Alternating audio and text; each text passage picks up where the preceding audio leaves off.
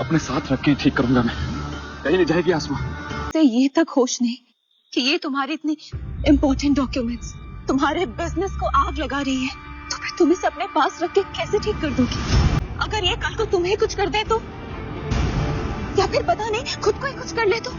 आलिया ने दिखा दिया अपना असली रूप। यहाँ पर देख रहे हैं कि आसमा को किस तरीके से टॉर्चर कर रही है। पहले तो भाई लग रहा था कि मुझे एपिसोड देखकर कि शायद आसमा ऐसे ही कर रही है, शायद जो कन्नू का दूल्हा था ना वो उसमें कुछ प्रॉब्लम थी, इसलिए वो शादी नहीं करना चाहती थी। मतलब वो इतनी सारी चीजें करा रही थी कि वो नहीं चाहती थी कि कन्नू से उस लड़की की शादी हो। लेकिन यहाँ पर तो माजरा ही कुछ और है। यहाँ पर भाई आलिया है मेन कल्प्रिट।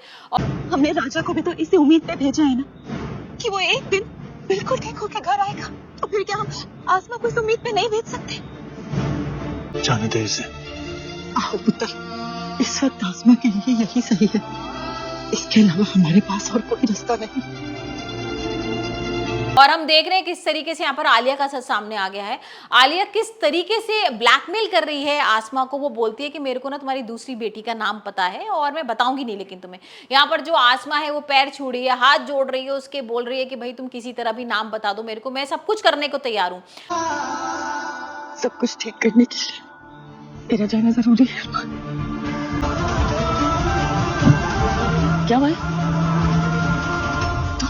अब जैसी वो बोलती है ना सब कुछ करने को तैयार हो, तो यहाँ पर आलिया उसका फायदा उठा लेती है। तो आलिया ये सारी हरकतें उससे करा रही है ब्लैकमेल कर कर यहाँ पर। लेकिन अभी तक ना आलिया ने उसकी बेटी का नाम नहीं बताया है। और अब हम देखते हैं कि भाई आलिया अब करेगी अरमान से दूर आसमा को।